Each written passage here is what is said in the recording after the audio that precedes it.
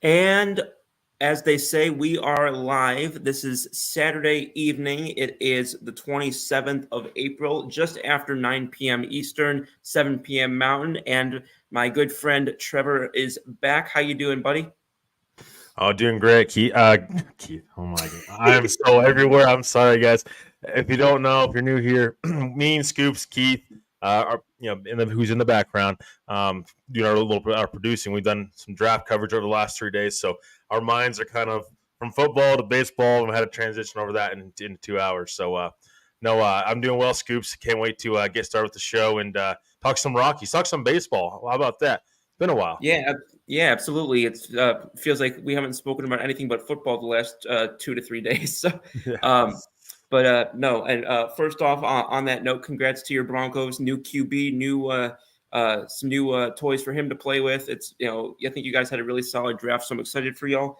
And like you said, we just came off of having a very intensive couple days, so I'm sure that our fans are going to not necessarily have the most high energy show from the two of us, but I'm sure that they'll be understanding. Mr. Osborne says, long time no see. How you doing, Mr. Osborne? Who, as I said, I think yesterday, I continue to always see and think of Roy Orbison, the singer.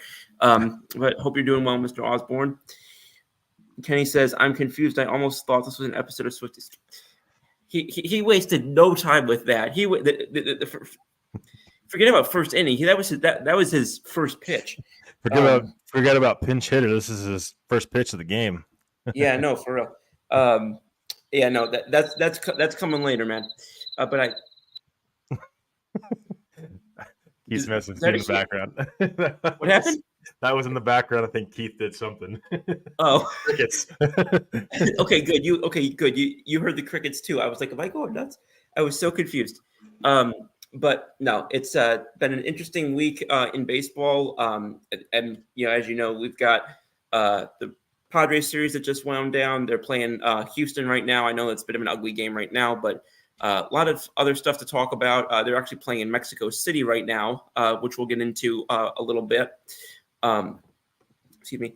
And then we've got just a little bit of just a breakdown for those who didn't catch the games that have been going on this past week. Excuse me, just kind of recap a little bit and then sort of take stock of where they're at right now. The Rockies are definitely one of the weaker teams in the National League right now, sitting at 7-19, I think, when I last checked.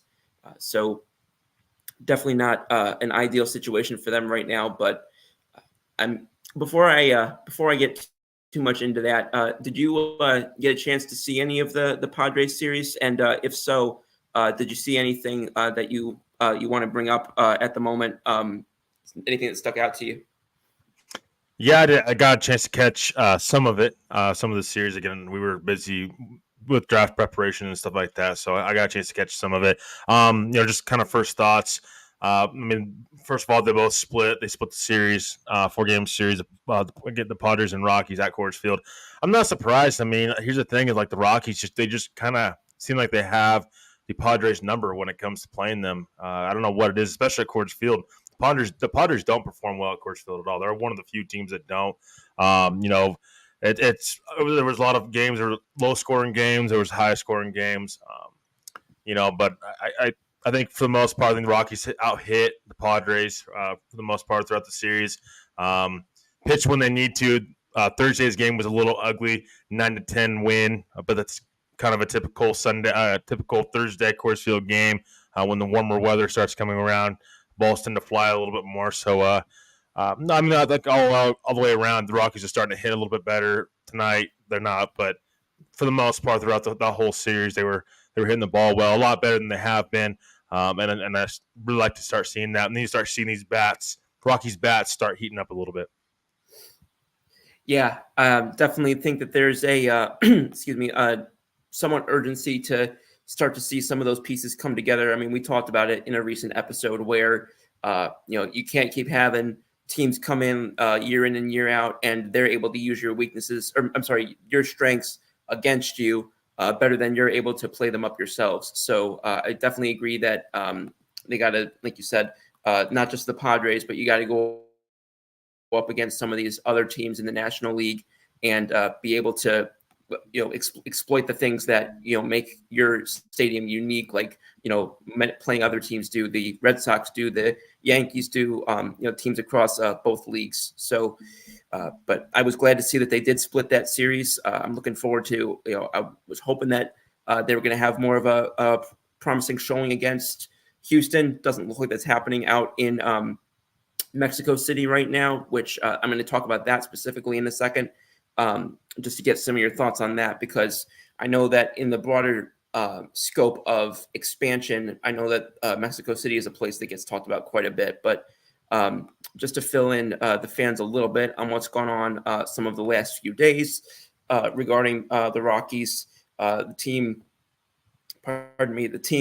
split, like you said, split the series with San Diego, and they lost 2 out of 3 to the Mariners. Before that, both those series were at home, so that was a combined 3-4 record, I think, if I'm seeing that. Yeah, 3-4 record between those two series. And as I mentioned, they're not doing particularly well tonight against Houston.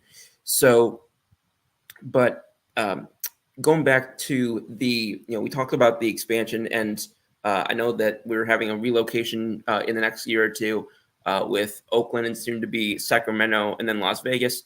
But we've heard a lot of speculation and buzz the last couple of months and years about Mexico City. From what you've been following, do you look at Mexico City as a potential viable option for a West Coast team eventually, or do you think that this is more something that's done to kind of grow the game internationally, but not with a specific eye on bringing a team there?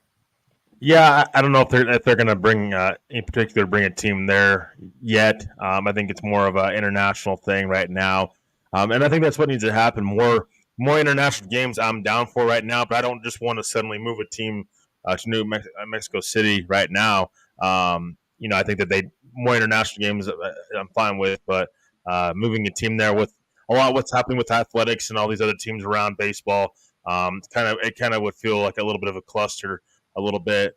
So I think that we need to get straight with the athletics and some of these other teams. Utah might be an expansion team. We've talked about it earlier on our draft show, actually, brought up a little bit of baseball. But we've talked about these other teams inside the United States getting teams too. So baseball is kind of in a weird place right now. I don't know that using going somewhere else, expanding right now is what is needed.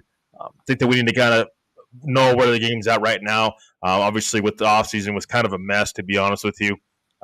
With the Dodgers just spending money how they did and how they're, just no cap right now and all that stuff. Again, I don't want to get too deep into that because I know this wasn't part of the discussion, Right. but I just think that baseball, just in general, there needs to be some things fine tuned before there's a team that's expanded upon, in my opinion. No, that makes a lot of sense. And like you said, this is typically with when you're talking about quote unquote international so far with in regards to having teams in the Big Four. Typically, those have been in Canada. There's been discussions about having teams in different leagues in like a London or a Mexico City, but that really has been more discussion and hypothesizing to this point more than actual traction towards that. It seems like that is something that commissioners are hoping for in the long run, but it does not feel like that anything like that is particularly imminent. But I agree. I think anytime you can start to grow fan base or grow popularity or whatever you want to say in different aspects and different locations in the world is, hopefully only going to be a positive thing for the game. I got a chance to read an article from somebody who I know you've spoken highly about, MLB.com's Rockies guy, Thomas Harding, wrote on this. And I was reading the article that he wrote saying that even though the Rockies were the designated home team in the Mexico City series, he was quoted as saying that the stadium, which was known as Estadio Alfredo Harp Hilu, was overwhelmingly Astros fans, but it was represented by they had some players represented well rather in guys like Blackman and Chris Bryant and even Pat Valaika, who played there for 4 years as a utility player. So some of those guys were represented well in terms of jerseys that fans were wearing. And they had a couple of players invited from their past. We've talked about Jorge De La Rosa, who was from Mexico. He was there. And former third baseman Vinny Castilla was there as well. So they were both there kind of representing the Rocky side of things. Pardon me. As well as a couple of other guys who were there who are part of the quote-unquote ambassador program in Dexter Fowler and Jeremy Guthrie. So it sounds like the Rockies are actually quite involved in trying to do this aspect of the effort, even if it doesn't ultimately result in relocation or expansion there anytime soon. It seems like it seems like the Rockies are heavily involved there, or at least trying to be.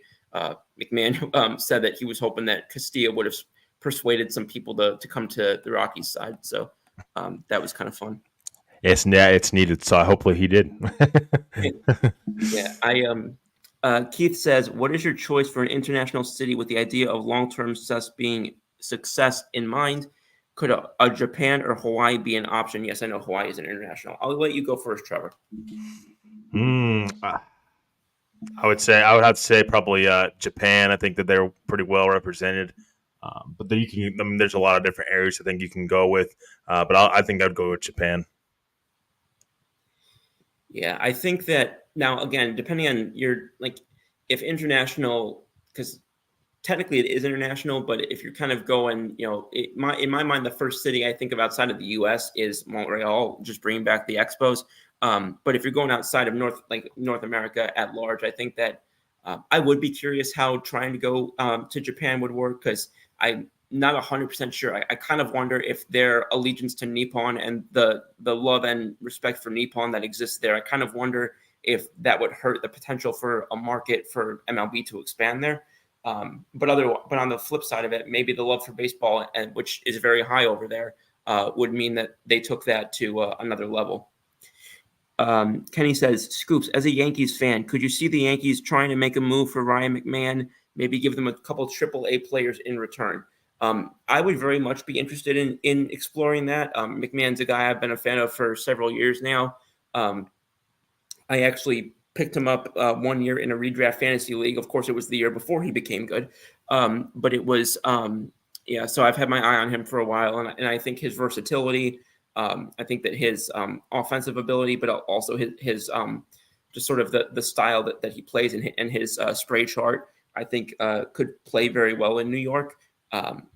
The question that I always have about guys like that, in terms of making them focal parts of your lineup, or at least integral parts of your lineup, are how they're going to handle playing in New York, because obviously he's not exactly played in the biggest market. But I would very much be interested in discussing that. Trevor, you've seen him quite a bit. Do you think that he would be somebody who would fit in New York if if Colorado decided to shop him?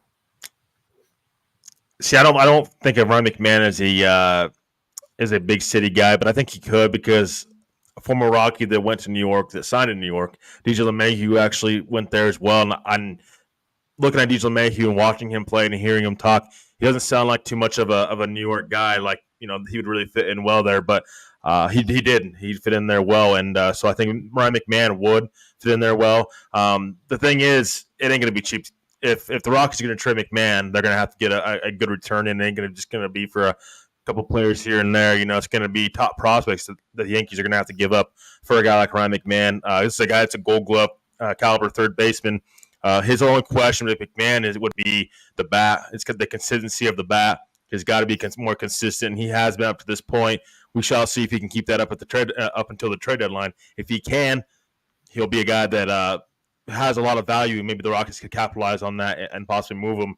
Also, this is a guy that's got I think 3 or 4 years. I think he's got 4 years left in his deal. Pretty sure he's making that money keeps climbing up. So if the Yankees, which again, the Yankees are paying guys aren't the problem. It's just kind of how you want to spend that money. That's one thing I think, man, is just the consistency of his bat. I think that the Yankees would be getting a heck of a third baseman caliber, especially defensively. He would help out their pitchers 100%, and would make their infield a lot better. No, I agree with a lot of your analysis. And on that note, since we're talking a little bit about trades, I'm going to go into that is a great segue, I think, into another discussion that I wanted to have with you, which is, obviously now there's plenty of time for things to turn around, but as of right now, it's looking like Colorado is going to head into deadline season from an early standpoint as better in position to be sellers. And they've got 5 upcoming pending free agents this offseason. Well, 4 unrestricted free agents and 1 player with a mutual option. We've already discussed Charlie Blackmon in a recent episode, so I want to hone in on the other 4 guys. Now, Bard is a little bit of a tough decision because you don't really know what he's going to be, how he's going to recover from his injury and his surgery and all of that. But guys like Elias Diaz, Jacob Stallings, and Jalen Beeks, are those guys that you're looking at trying to retain, or are those guys that you think are going to be trade pieces? Each one of those. And let's start with Elias Diaz, because I think he's probably the most notable name of the 3. Yeah, Elias Diaz, I think he'd be a guy that absolutely would be on the move. I was surprised they held on to him last year. He was their lone all-star last year, so I was a little surprised Rockies held on to him. And it might be because of his price. I think the Rockies have always really valued their players, and that's part of the reason why you don't see them make a lot of trades at the deadline. Just they probably overvalue their players at times. So I think a guy like Elias Diaz, again, it's the bat to me. That he's really got to be consistent with, consistent getting on base. Defensively, he's got a heck of an arm, but defensively, his glove is kind of a question mark as well. But if he's playing well towards the deadline, he's absolutely a guy that I think the Rockies would not hesitate to move because they have Drew Romo, one of the top prospects, a catcher coming up, young catcher coming up, getting pretty close to the big league. So I do think Elias Diaz would be a guy that would be moved, and he has power. And this is a catcher that's got power, and it's got a heck of an arm. He'll throw guys out of nowhere, and he's just, I think, a really solid catcher for a possible contender. It's just, again, the question with the bat and with the glove at times. Yeah, just a question. That's going to be an interesting question to see if he does get moved, how different teams value that, because there's plenty of teams that go out there and say, depending on what you can do with the bat, will overlook defense lackluster with the glove at times. And then there's other people who kind of follow my philosophy a little bit more, which is I'd rather have a better glove and I'll sacrifice some bat for that if you're, the catcher. Mr. Osborne comes in and says, when is the trade deadline? Okay, this year, the trade deadline is going to be on July 30th.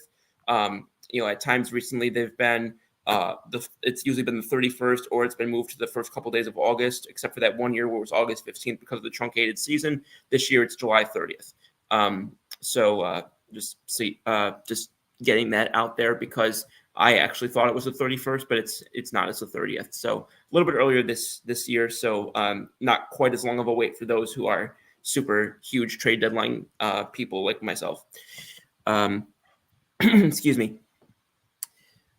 Going forward, okay, we talked about Diaz, and then next guy, same position, but actually, you actually said something, so I'm going to actually ask a follow-up question before I jump onto this. You said Diaz in terms of, the questions perhaps with the glove at times.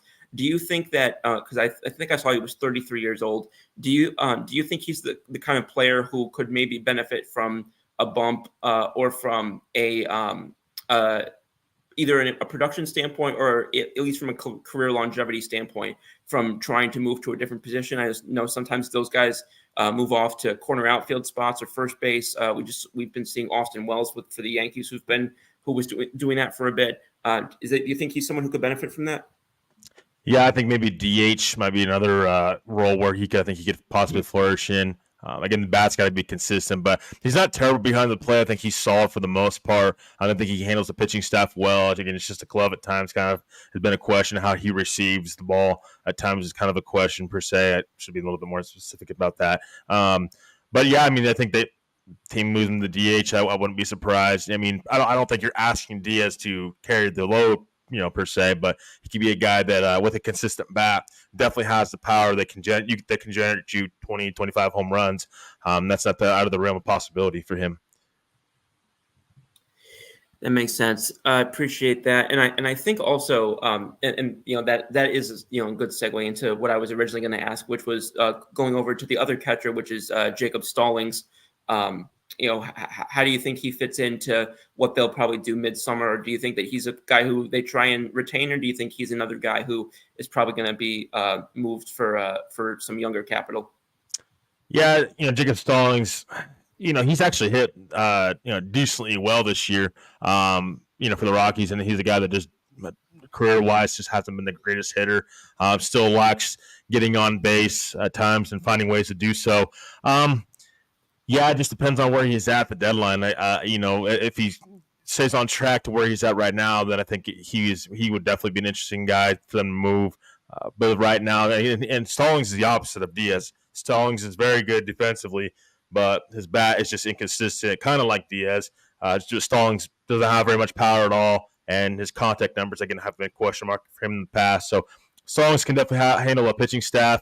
I'm not sure you're relying upon him to be a starter for you. But I think if he's a fine backup for a team that's in looking for a backup catcher that's in contention. Appreciate it. Yeah, I think that you're, like you said, those types of guys probably are going to be subjective depending on team's valuation of different aspects of the position. Keith says, is there a player or position the Rockies should look to add before the deadline? All right, I'm going to let you take this one first. I mean, they don't need to add any players on the major league roster. They need to bolster their farm system, I would say. So that would be subtracting players from their major league roster, unless they got a very, very young player on the major league roster in a trade, in a big trade, which I just don't see that happening right now. I think you look back to last year when they were aggressive, it was a lot of the smaller deals that they ended up making for guys like CJ Crow and stuff like that. Reno Grishik was a smaller trade. They got prospects back. I think you'll see some of that same thing with the Rockies this year. Not necessarily players on the major league roster, but more pitching prospects, I think is where this team is going to be targeting. But just more talent in general. They need to bolster that farm system a little bit more.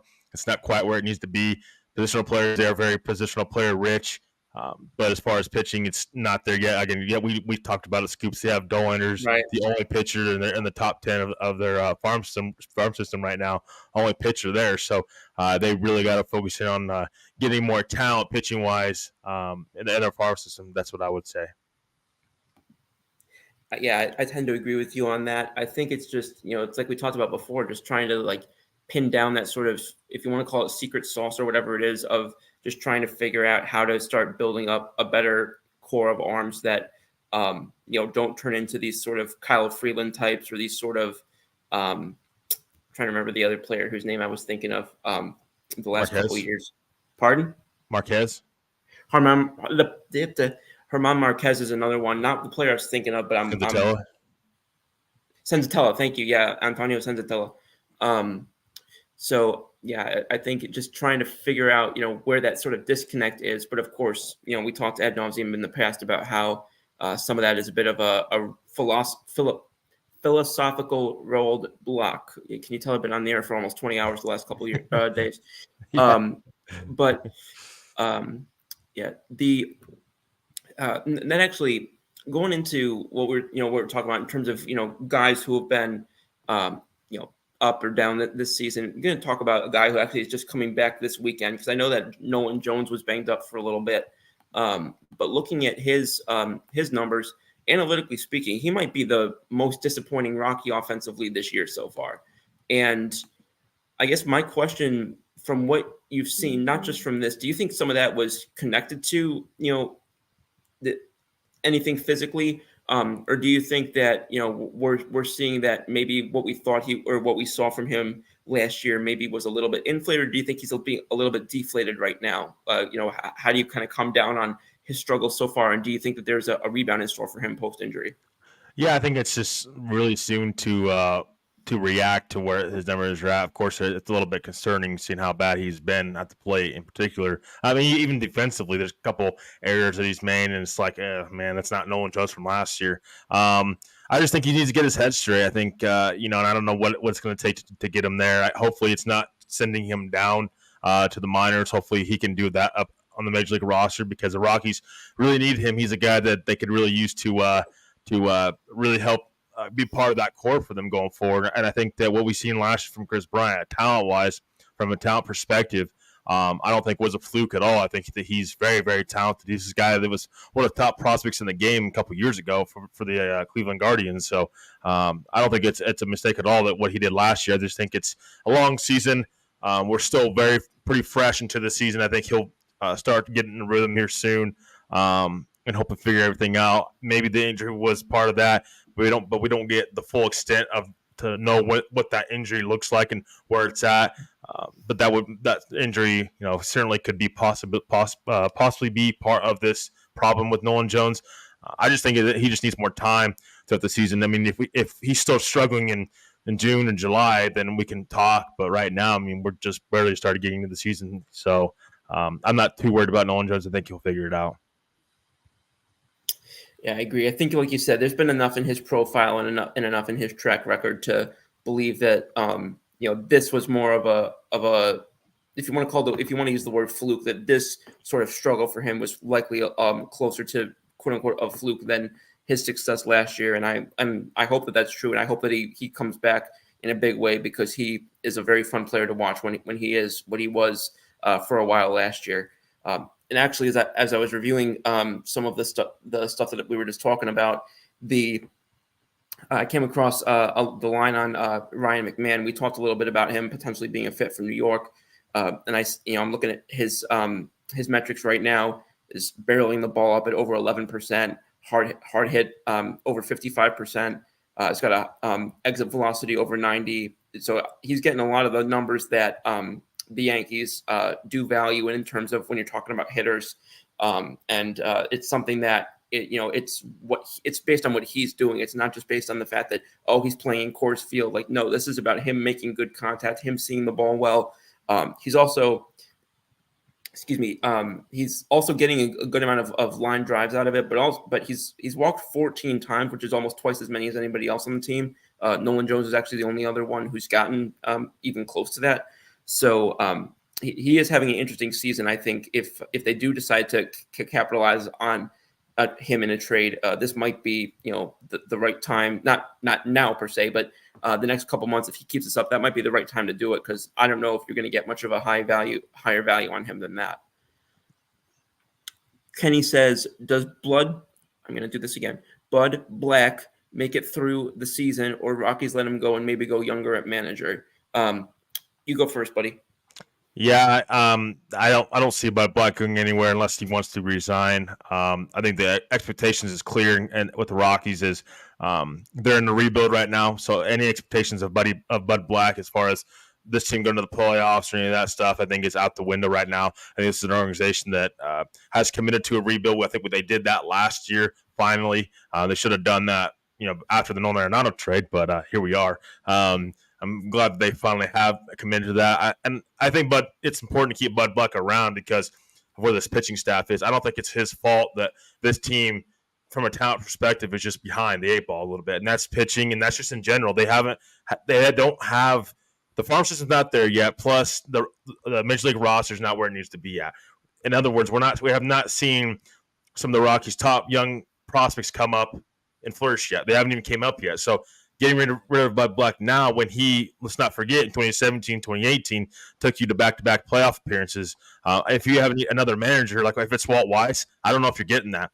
I think Bud Black can only do so much with what the talent is on the roster, and from that perspective, that's on the GM more than it is on Bud Black. I don't blame Bud Black for where the team's at right now. Yes, I understand maybe getting a fresh voice in there may help this team.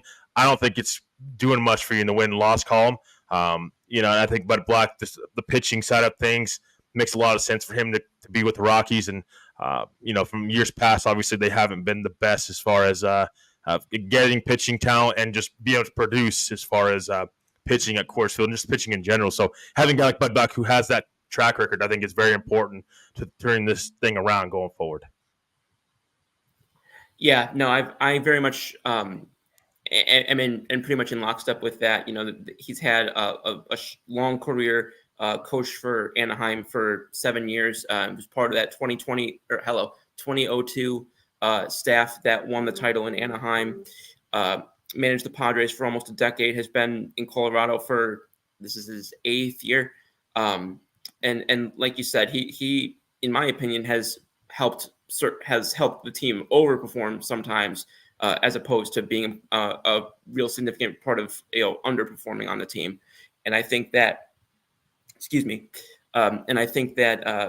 of all the places you could look for issues with the Rockies right now, I don't see Bud Black as one of them. And when you're bringing up some of these young guys, it might be even more beneficial to have a veteran manager there who's kind of been there, done that, has World Series experience. I know it was 20 years ago, but it's World Series experience.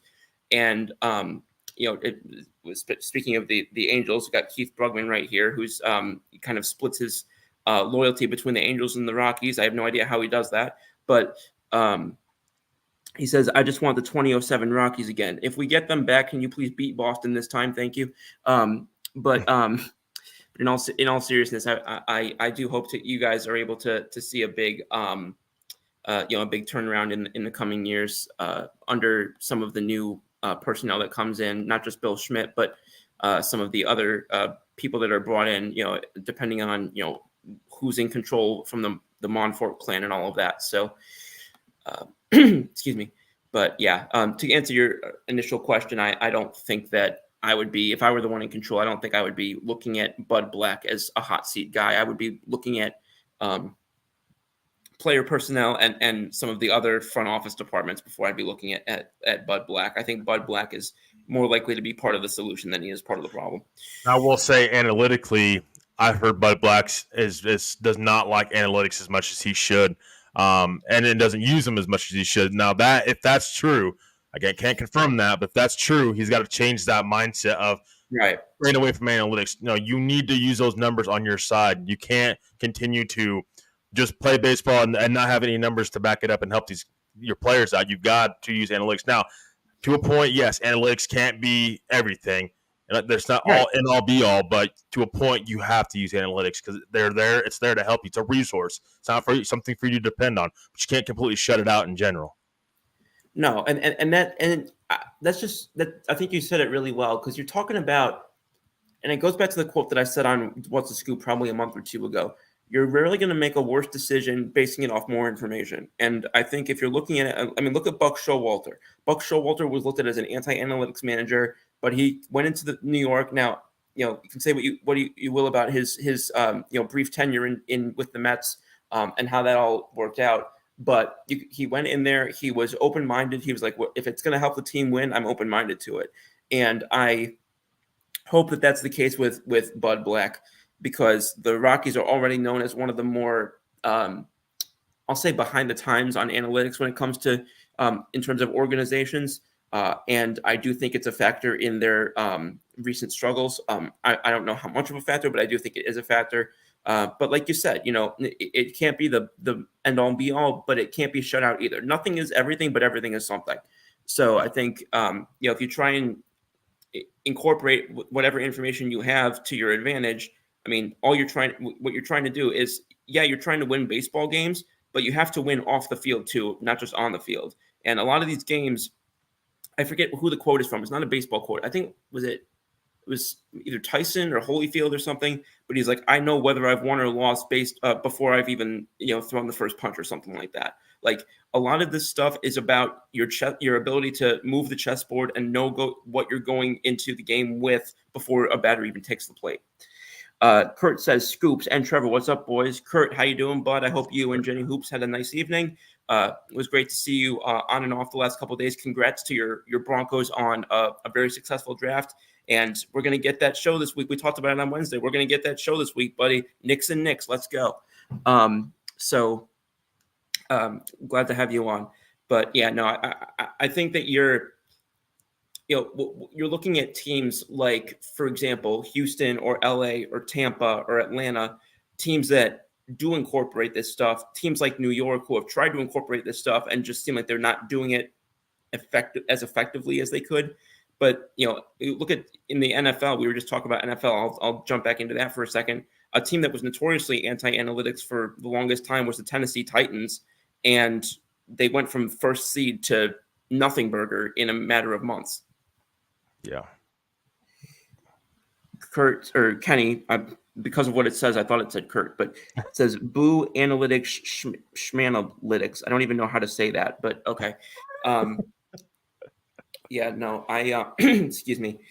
I think he's just goofing with me on that one, but no, it is interesting to me to hear kind of, because there was another manager, I think it was Mike Scioscia, I think is who it was, who basically said, I'm not comfortable with this. I don't like this, the way that this game is going. And that was why he stepped back from managing, which that's his prerogative. But at least he acknowledged that the game didn't fit with what he was comfortable with, and he stepped back. He didn't try and keep beating a dead horse and, try and keep managing in a way that was not conducive to a team being able to maintain on par success with its competitors. I think is the best way to probably say that. Kurt says, question for both of you guys. Oh, that should be interesting. Let's go. There you Can go. either of you guys see the Rockies have a Baltimore Orioles running them in the near future? You go first. Only if they hire outside the organization, yes, and ownership quits being so stubborn, yes. But as far as right now, I think Bill Schmidt's made some decent moves as Rockies GM. He's made some decent moves, but in-house candidates, these guys, Dick Monfort, what he keeps continuing to do over and over and over again is hiring from within the organization. Eventually, that's going to it's an old philosophy that you're getting further back behind in baseball and analytics, everything, and just evaluating talent. And I know Bill Schmidt used to be a farm director for the Rockies, but got to go outside the organization, go get some help. And there's a lot of talented sports minds out there that can bring a fresh perspectives to the Rockies, and it's something that Dick Monfort has admittedly said that, but said that those people outside the organization have about the same ideas as they've had. Pretty much so he shut down the door before the key can even open the door when it comes to hiring somebody outside the organization. So that you have a stubborn ownership, that's where it starts, is ownership. And then it trickles on down to, I don't know where Bill Schmidt is at as far as how can he evaluate talent. And I think some of the moves he's made is good. I don't know if he's a great talent evaluator, and this team needs a great talent evaluator. That's just need a fresh perspective per se. We got to see it from ownership first. Are they committed to winning? If so, go outside the organization, go get a general manager, go get a team president. I don't care. And bring him into the team. Bring him onto the Rockies from a different organization like the Rays or some of these other teams, even Baltimore. It's had success building a team up. Go get one of their guys in their front office, bring him in as team president or bring him in as the GM. Now you're changing the mindset of this team where it needs to go. So they can. Question, yes, Kurt, they can. But will they? It remains to be seen. I think you nailed that. And you're talking about a little bit of like, if you boil it down to its bare bones, I don't care if it's baseball, I don't care what it is, it's business.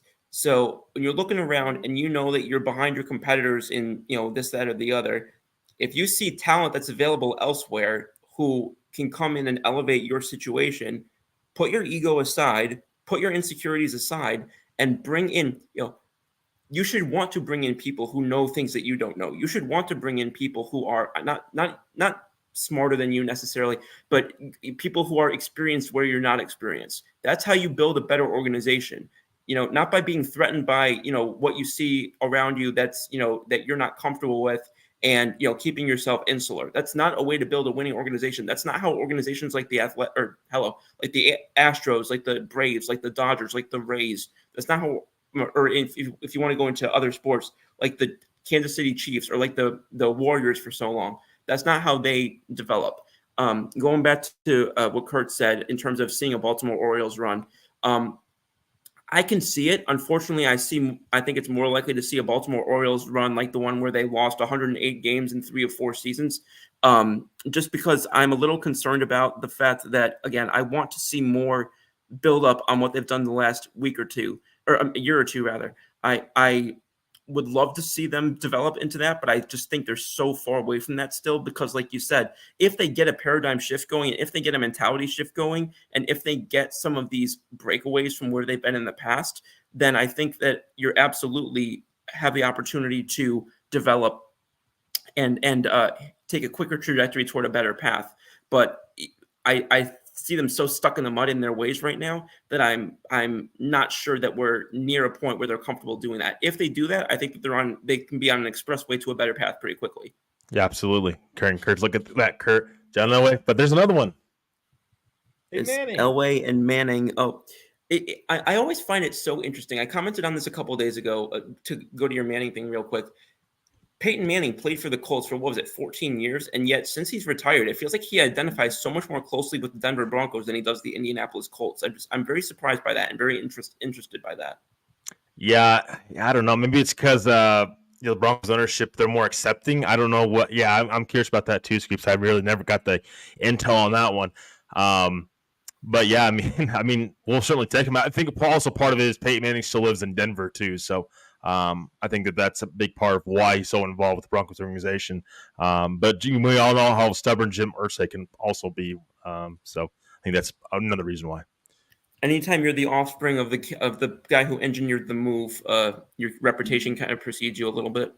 But Kurt says, question for Trevor. With the Avs and Nuggets championship contenders and the Broncos being so popular, is there a lot of pressure off the Rockies? It doesn't matter. They are so bad. No, I think that there's people that still care about the Rockies. This is a team that, when they're in it, when they're Rockies playoffs, everybody shows out. I've seen Coors Field during playoff time just be packed and people waving their towels. And, we got to experience that in 2018 when they played in Milwaukee. It was the last time we got to experience that. But no, I think people show out for the Rockies. When they are winning, they have a winning product on the field. Although there's pressure on the Rockies, or pressure that comes off the Rockies from these other teams being so good, I think there's more pressure on the Rockies to be contenders and build a team because of you're seeing all these other teams in Colorado just be championship contenders or get there and have a real plan. The Rockies just haven't had a plan. They've been sort of in this bubble by themselves and kind of this whirlwind by themselves, and they've been stuck in no man's land for a while now. They just, in my opinion, they first kind of admitted they were in a rebuild last year. So they showed that by making like 6 or 7 trades at the deadline or something like that, and they've never been active at the trade on a deadline like that before, flipping veterans for prospects. So no, I think there's more pressure on the Rockies to compete than off. No, I think that makes a lot of sense, and I think in this, especially, like you're looking at, pardon. A division that has teams like the LA Dodgers, like the San Francisco Giants, even if you're not those teams specifically, the fact that you've got those two teams in your division, there's going to be more eyes on your division. And I think, so even if you're not the D-backs, even if you're not the Padres, the Padres alone are going to have eyes on them just because they were a disaster fire last year. And people were expecting them to, or people were at least interested in what was going to be happening with them this year. The Arizona Diamondbacks, they were in the World Series, and so they're obviously going to have, and they also made some big moves this offseason, Montgomery and otherwise. So I think that perhaps who you're playing against and who what division you're in might play a factor of it as well. So I agree, but I agree for sort of slightly different reasons. Kurt says, Scoops, give me 3 moves you make to fix the Rockies. Sorry. I'm going to say, well, first of all, it's got to start at the top. You're not fixing anything unless you're jumping to the top. So it's like you said. I'm bringing in somebody, not necessarily literally him, but I'm bringing somebody of the Paul de Podesta background type. Over the last few years, who's had experience in one of those front offices, somebody like who would have been in the mark of like an Eric Neander or an Andrew Friedman, somebody like that, or not necessarily one of their disciples, but someone of that ilk. I'm expanding their sort of data science department to have them be better funded to go after things that keep them sort of market competitive, if you want to call it that, in terms of player evaluation, in terms of developing talent. I'm putting a lot more resources into international scouting and into this sort of the market, not only in Latin America but in Asia and otherwise, because they keep just being just irrelevant in so many of these. Part of what's supposed to be not the advantage, but what's supposed to help smaller market teams who can't go out and spend all this, or claim that they can't go out and spend all this money anyway. It doesn't look like that's really true based on what they've done with Desmond and Bryant, but who claim these things, is to be able to go out and have these caps on international free agency and spending those $4.75 million, going out and and all this stuff. So I think expanding those channels, opening up those channels, and actively utilizing them to the best of your ability, and putting in people who have the connections and the wherewithal and the insight that it puts them not even on the forefront necessarily, but closer to the forefront, at least not in the absolute back of the bus with regard to scouting those markets and regarding to routing through those channels to find talent and to acquire it and develop it. Those are really the areas where I'm starting, which is definitely higher level, but I think it goes so much far beyond. So much farther, so much more beyond. So much more beyond the conversation of bring in these positions or move this guy, or where you're at right now. This is a fundamental overhaul that needs to happen with the Colorado Rockies, or at least needs to continue with the Colorado Rockies. It's not a simple as rebuild or not. Kenny says build a bullpen. I do agree with that.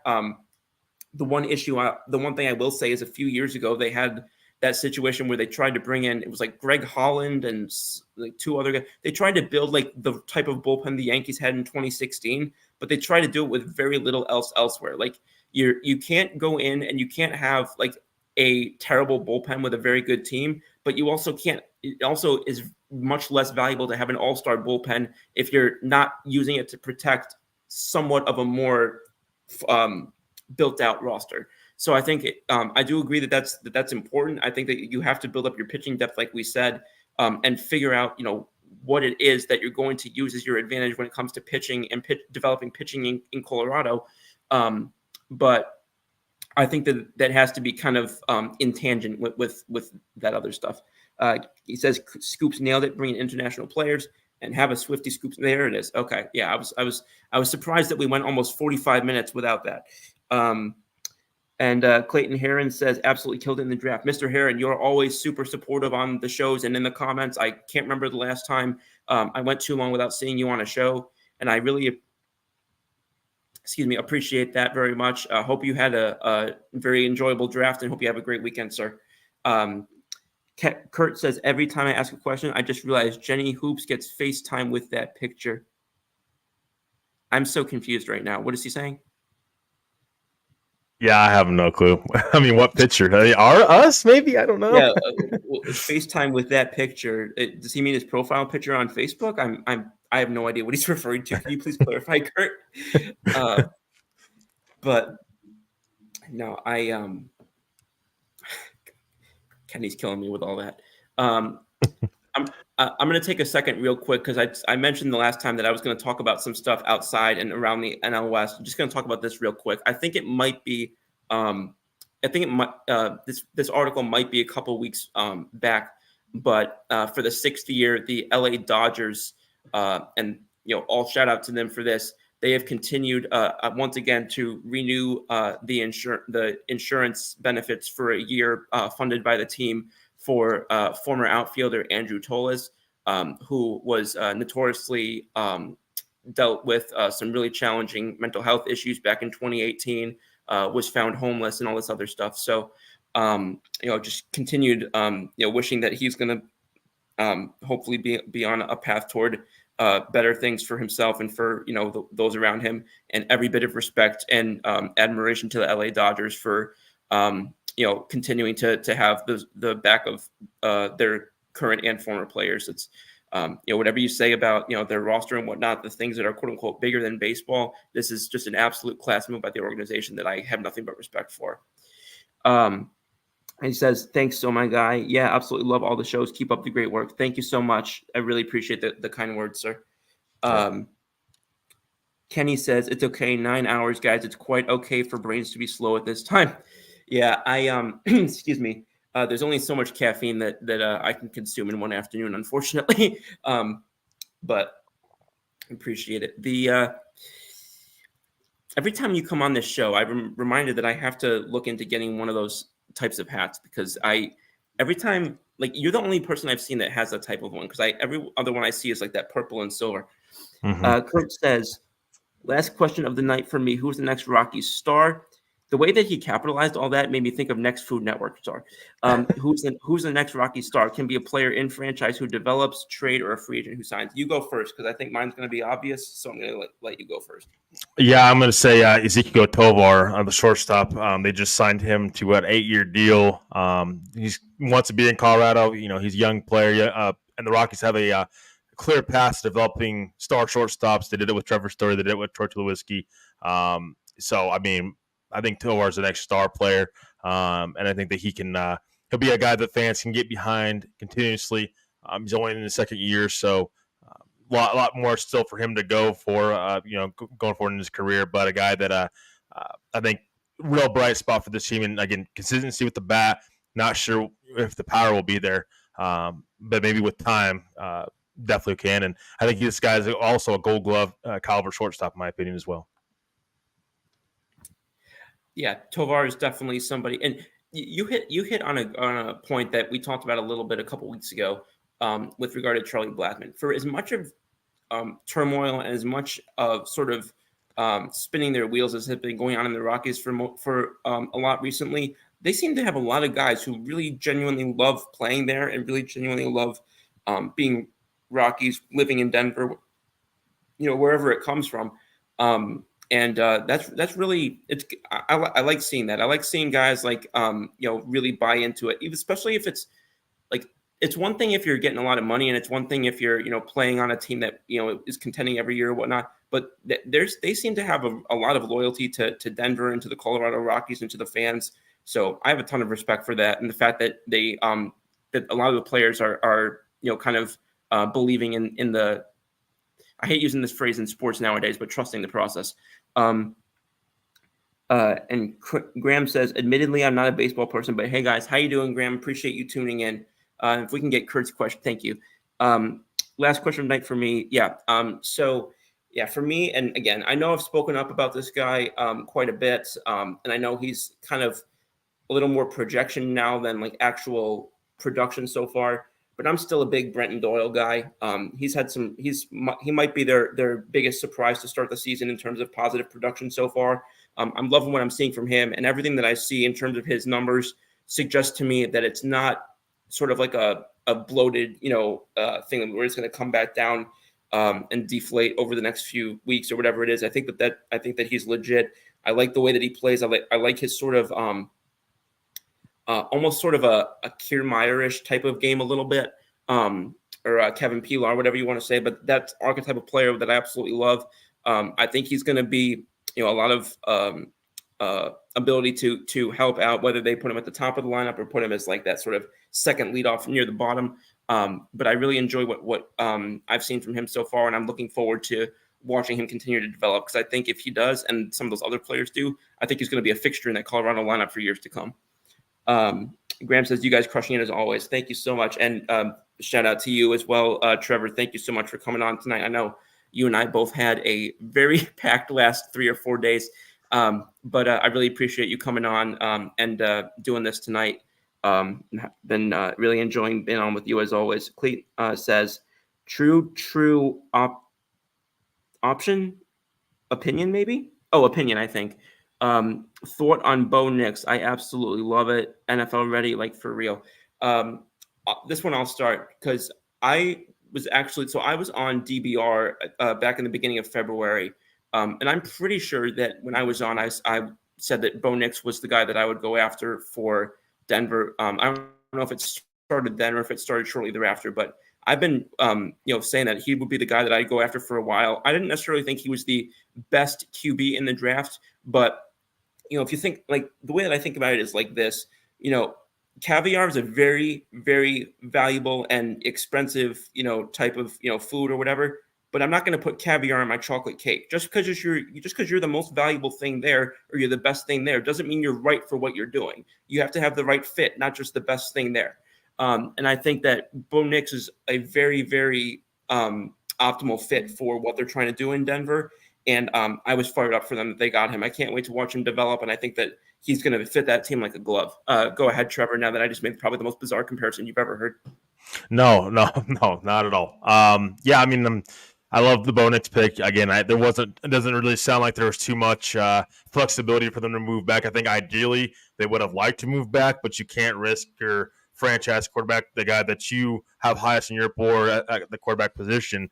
If he's your guy, you just got to take him there at 12. And I'm just glad that the Broncos didn't have to trade up for a quarterback and give up the farm. That was something I was against from the beginning, and it sounds like that the Broncos really didn't entertain that from the get go. Sean Payton has come out and said basically that he was kind of pushing that narrative along a little bit. A little too much probably than what the actual what they're actually trying to do. So but I just love the Bo Nix get as well. I think that he fits Sean Payton's offense to a T, in my opinion. Again, we don't know where his upside is at. For me, it's not too high, but I don't think it's as high as like a Drake May, Jaden Daniels, those type of guys, and Caleb Williams. But I think he's got some upside to him. Hopefully, Sean Payton will be able to help him out. It's clearly a Sean Payton guy. I can see those guys getting paired up and being by each other's side 23 hours of the day. I mean, that's what it's going to have to be. Turn this thing around. Sorry. But no, I mean, I really love the pick, and I can't wait to see what the Broncos do with Bo Nix. And there's a direction now. You have a first round quarterback now. Now you got something to build upon. They certainly did that in day 2 and day 3 as well. So just really looking forward to what the Broncos are going to be able to do and get back to the playoffs. It's all about building. Absolutely. It's like you and I and Kurt. Kurt is one of the biggest guys who says this, and something I 100% agree with. It's if you're not building to win in the playoffs, what are you doing it for, basically? And that's basically where I'm at. And I think that, like you said, I'm not sure that he'll have the highest ceiling in this draft, but I think he's got a very high floor, especially with where he went. And you can win. You can definitely be a perennial contender with a high floor quarterback. You look at somebody like a Kirk Cousins or somebody like that. The reason why a guy like Kirk Cousins, I'm not making that my comp, but I'm just using him as an example. Guys like him not going as far as they could is very rarely because of him. I don't think that Bo Nix is going to necessarily be a Pat Mahomes. I don't think that he's going to be that sort of, huge playmaker type of quarterback, but I think that he's going to not make the big mistake. And I think that sometimes that and the ability to just be deadly accurate. I mean, we saw Drew Brees do it for 10 years with Sean Payton. And if he can become even 70% of Drew Brees, I think that the Broncos are in good position for the next decade. Agreed. Kenny says Tovar for me. He agreeing with you. He says he's ready to be the face of the Rockies. And I'll give it. It says Bo is going to be at a Nuggets, Avs, Rockies, or all of the above games coming up. You go first. Yeah, well, he kind of alluded to this in his press conference. He's a big Nuggets fan. He's a big Jokic fan, so I definitely think he's going to be going to a couple of Nuggets games, a couple of Nugget playoff games. Ball Arena, and I think he'll be going to a couple of Avs games too. Not sure about the Rockies. Maybe he'll make an appearance, but I think he's more of a basketball fan for sure, from what he has said, and I think he'll be making a couple Avs appearances as well. Well, depending on how early he gets up, he could make the Avs game against Winnipeg tomorrow. They're playing at home against them at 2:30. So we'll be interesting to see if he makes an appearance there. But says for me, it's throw the ball out at a Rockies game. Yeah, that's just what they need, is for the best pitch of an entire Rockies game to be thrown by somebody who's not playing for the team. He says he better go to Rockies game. I'd love to see that. Excuse me. I'd like to see him throw the first pitch out at a Rockies game. Like I made a joke, but I'd love to see him throw the first pitch out at a Rockies game. I don't know, but last quarterback of the Broncos to throw a first pitch out at the Rockies game didn't pan out too well. So Russell Wilson. Oh my God. I don't know. Maybe you should stay away from the Rockies. Yeah, I didn't realize that. I think people are trying to distance themselves from the Russell Wilson memories for a little bit now. But let's see if there's any more. Don't see any more comments in the. We got a comment here from Mr. Osborne. Said, I think Franklin can be good if he can cure the dropsies. Troy Franklin, the right receiver. Oh, Troy Franklin. Yep. Sorry. And that looks like it was the most recent comment. So we've gone a few minutes past the buzzer, but we also started a couple minutes. So Trevor, if there's anything I haven't covered that you want to jump into, I'll give you the floor now. I don't think so. I think we covered everything. Scoops, I really appreciate you having me on. And, I really love, and it's not been an honor for me to be on here with you throughout these past 3 days with the draft, NFL draft. We've been covering it, and then coming on here and helping you with your Rocky show as well. And, I just thank you for allowing me to come on and talk Rockies with you and be a part of this with you. And thank you for the past great 3 days. And the same thing with everybody that's in the chat here. Just want to thank everybody. Truly, truly, truly, truly means a lot to us, and that you guys continue to support us. And we love bringing you as much coverage as possible. I mean, we didn't spend nonstop for a couple of days now. So, it seems like, so we love doing it for you guys. This is what we do it for. We do it for our fans, and we love our fans, love the posse, and just can't wait to see you guys in future shows. And thank you for all the stars and everything, all of the support. Really, really, it truly, truly means a lot. And I know Scoops, it means a lot to Scoops as well. And just want to thank everybody for continuing to be here tonight as well, because I know it's been a long 3 days for all of us, but it's definitely worth it, and can't wait to get back into it again next week. Absolutely. Couldn't have said it any better. And like you said, thank you very much to you and to everybody else who's been on, both whether it's as a host or as a guest or as a fan the last 3 days with all the draft coverage. There were so many people who it felt like never missed a single draft pick. It was a lot of fun. We got a lot of great intel and a lot of great football coverage. Also had a lot of fun, both talking sports and otherwise. There was a lot of great just sort of back and forth and dialogue and banter, just everything you could have asked for in a 3 day period of sports. Again, thank you everybody who was on the show tonight, from Kenny to Keith to Kurt to Roy to Clayton to excuse me, to Graham, and I really don't want to miss anybody. But if I did, I sincerely apologize. But just want to say thank you to everybody who was supporting the show tonight and who supported the last 3 days.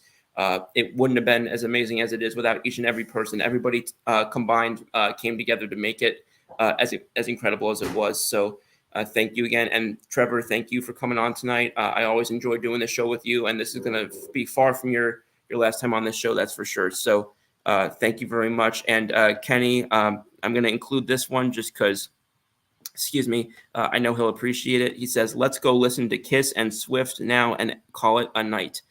I am in about 2 hours. I'm going to go and finish the rest of that album with my friends. So I'll give you guys, there's your material, guys, for the next 2 weeks. So, no, in all seriousness, y'all, thank you so much. And we'll be back tomorrow on What's the Scoop over on the K&K Network.